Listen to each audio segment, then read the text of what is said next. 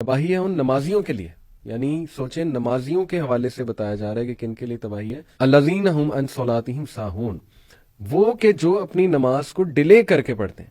یعنی آپ سوچیں گے یہاں یہ نہیں کہا جا رہا کہ تباہی ان کے لیے جو نماز چھوڑ دیتے ہیں، بلکہ ان کے لیے تباہی اور یہ جو ویل ہے یہ جہنم کی سب سے جو ہے وہ خوفناک وادی ہے، سب سے گہری، اللہ بچائے. تو وہ کہہ رہے ہیں اللہ سبحانہ تعالیٰ کہ ان کے لیے ویل ہے جو نماز کو ڈیلے کرتے ہیں فرام دا فکس ٹائم. تو پھر آپ سوچیں گے جو شخص اللہ معاف کرے نماز ہی نہیں پڑھ رہا اس کے بارے میں کیا حکم ہوگا. اور اس حوالے سے میں تھوڑا انکریج کرنے کے لیے کچھ ایسی حدیث رکھتا ہوں آڈینس کے سامنے ماشاءاللہ، جس سے ثابت ہوتا ہے کہ نماز جو ہے کتنا بڑا اللہ کا گفٹ ہے اور نماز کتنی امپورٹنٹ ہے. ابن مسعود رضی اللہ عنہ نے ایک بار نبی صلی اللہ علیہ وسلم سے پوچھا کہ یا رسول اللہ وچ ڈیڈ از دا بیسٹ؟ تو اللہ کے نبی صلی اللہ علیہ وسلم نے کہا کہ آفرنگ صلاح ایٹ اٹس پرسکرائبڈ ٹائم. پھر پوچھا واٹ نیکسٹ؟ تو کہا کہ being dutiful to once parents, اور پھر سو آن اینڈ سو فور، جہاد کا بھی ذکر ہے. لیکن دیکھیے نماز بہترین، اگر کسی نے نیک عمل کرنا ہے نا سب سے بیسٹ تو وہ نماز ہے، کیونکہ یہ باقی کے نیک اعمال جو ہے وہ آپ میں شوق پیدا کرے گا کرنے کے. پھر نماز جو ہے یہ معراج پہ تحفہ دی گئی ہے، اس کو برڈن تو سمجھنا ہی نہیں چاہیے. یہ اللہ سبحانہ تعالیٰ نے خود نبی صلی اللہ علیہ وسلم کو بلا کے تحفہ دیا ہے.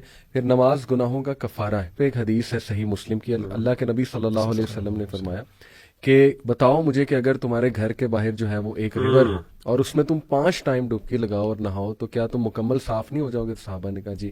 اللہ کے نبی صلی اللہ علیہ وسلم نے کہا کہ یہی مثال اصل میں نماز کی. جب 5 ٹائم تم اللہ کے سامنے حاضری دیتے ہو تو وہ تمہارے گناہ جھڑتے ہیں اور تمہیں بہت سے جو ہے وہ فائدے ملتے ہیں الحمدللہ. اور پھر دیکھیے یہ کتنی امپورٹنٹ حدیث ہے کہ اللہ کے نبی صلی اللہ علیہ وسلم نے فرمایا، یہ مسلم کی حدیث ہے، بٹوین اے مین اینڈ شرک اینڈ کفر there stands his giving up prayer. اور دیکھیے کہ کفر تک انسان کو جو ہے نا وہ لے جاتی ہے چیز، اور وعید کی گئی ہے کہ اور فرق ہی کیا بچا تم میں اور کافروں میں، مشرکوں میں فرق ہی کیا بچا. یعنی کسی اسکالر نے بڑی اچھی بات کی تھی، انہوں نے کہا تھا اگر آپ 5 ارکان کی بات کریں تو کلمہ تو ہم نے پڑھنے کی ضرورت نہیں کیونکہ ہم پیدائشی مسلمان ہیں. آگے رہ گیا جی حج بھی ہر بندے پہ فرض نہیں ہے، تب ہوگا سال میں ایک دفعہ، وہ بھی اب آج کل جتنا مہنگا ہو گیا حج اللہ معاف کرے تو بیچارے عام لوگ تو افورڈ بھی نہیں کر سکتے.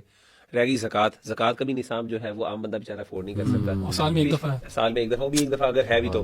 پیچھے رہ گیا روزے اور نماز. اور روزے میں بھی اگر بندہ بیمار ہے فار ایگزامپل بڑھاپے میں پہنچ جاتا ہے، روزہ نہیں رکھ سکتا تو وہ فدیہ دے دے، روزہ نہ رکھے. آ جا کے ایک چیز رہ جاتی ہے پیچھے نماز، اور وہ بھی اگر بندہ نہ کرے تو پھر بندے کی طرف سے رہ کے چھوڑی ہی نہیں جا سکتی.